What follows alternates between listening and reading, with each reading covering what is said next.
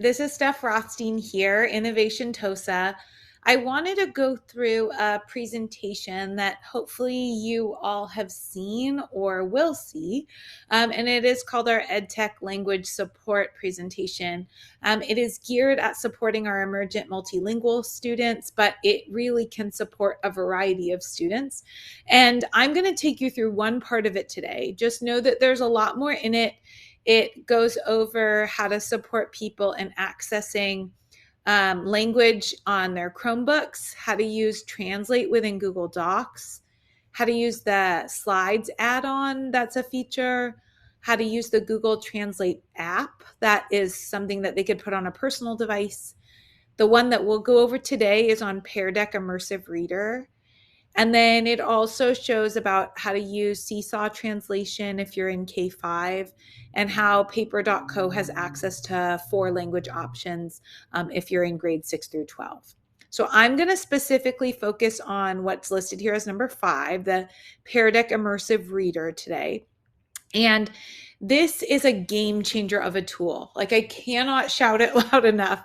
And so I want to show you what it looks and feels like if you're a student, and then I'll show you how to actually make sure that you can turn this on. Okay, so I'm going to show you why you should be so excited about this. Okay, so here is, I haven't shown you how to use this, how to layer it, how to turn anything on, but I just want to show you what it does. So then you understand why I'm so excited about it. And then I will show you how to do it. Okay. So I have turned on this tool that you haven't learned about yet called Immersive Reader. And I'm going to, this is a student-paced presentation. This is the presentation I was just showing you. And I'm going to show you how I turned it on after, but I'm going to show you what Immersive Reader does. So let's say this was a presentation that you were giving to me as a student. And let's say I needed it to be in a different language. Like, you're presenting to me as the teacher. This is up on the slide. All of this is in English. And maybe I need it in a different way. So as a student, when Immersive Reader's on, there's this little button down here, and I'm going to click it.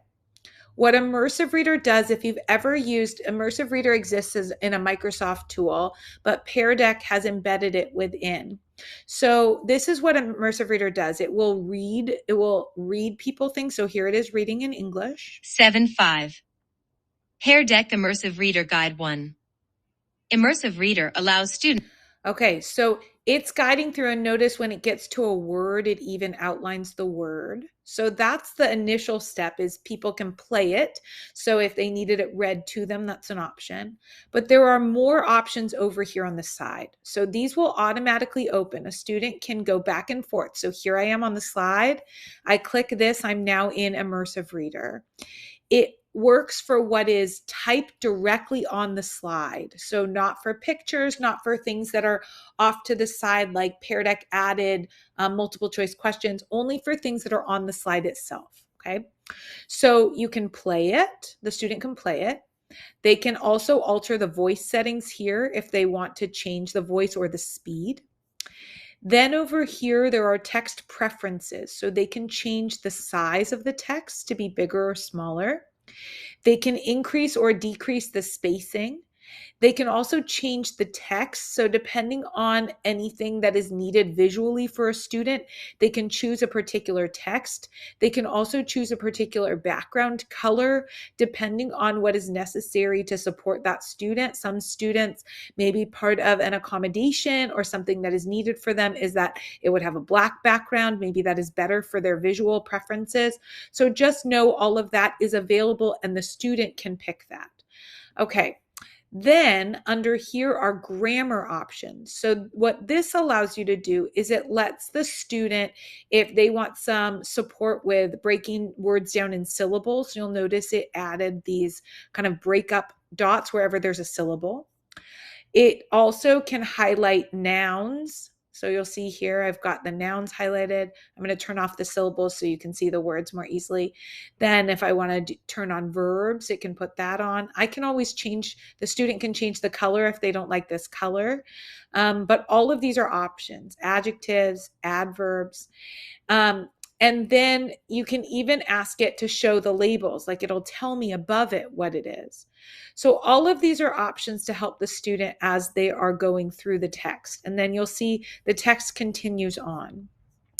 Then over here, the last one is the one that is going to focus on language. So reading preferences here, if I want to focus just on particular lines, I can turn this on where it'll help me kind of zoom in on one line at a time or on 3 lines. I can turn that off if I want to see the whole thing. Then there's picture dictionaries already on. So if a student doesn't understand or wants help with a particular word, they can click on the word and it will show them a picture. Like, I just find this so amazing. This is already there. So it'll show them a picture to help guide them through it. Okay, that is already embedded into the tool. For that alone, I think it's amazing. Then we have the translate button. And here, oh, game changer. Okay, so this translate button, I can click and choose the language that is needed. So I'm going to scroll down and I'm going to put on Spanish. Okay, so I recommend if there is something that's here that is a long text, turning on by document. So you'll see they can, by word, lets you click on it here and then underneath it would show the word. So that's one option. Permite. Okay, so if they maybe they understand the sentence, but they need help with a particular word.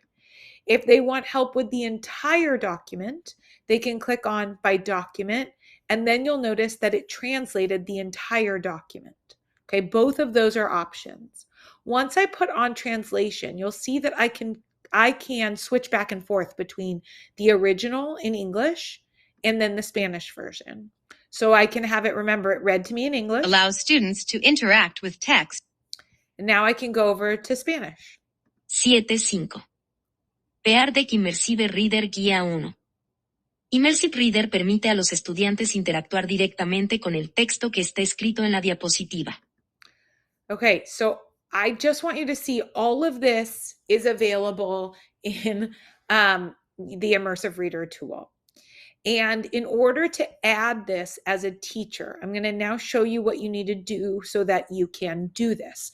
And the setup is really minimal. So the first thing that you need to do is you need to go over here to your Pear Deck account. So you're going to go to peardeck.com. You can also get here via the portal. And then you're going to go under this drop down that's right here where you have a little crown on and go to review account. Then you're going to go to settings, and then you'll see my tool is already turned on where it says Immersive Reader Beta. You need to turn that on. So we have access to this because we have a premium account with Pear Deck. And if you have friends who do not have the premium account, they don't have access to this. So you need to turn it on. Right now it's in beta for anyone with a premium account. So you have to turn it on. It's not automatically turned on. So please turn that on. Then once you have it turned on, here I am in my slide deck. In order to actually do what I just did as a student, you would go over here to add-ons. So as the teacher, you'd go over here to add-ons and I would open the Pear Deck add-on. If you haven't used Pear Deck, I have a training that I'm happy to share with you. But essentially all you need to do, right? Pear Deck lets you layer questions, all different kinds, text, multiple choice, number, all different things. But the Immersive Reader is an option that just appears as long as you start your lesson using Pear Deck. You do not have to use any of these question options for Immersive Reader to be available. All you have to do is launch your lesson, launch your slides using Pear Deck. So you'd have to click Start Lesson.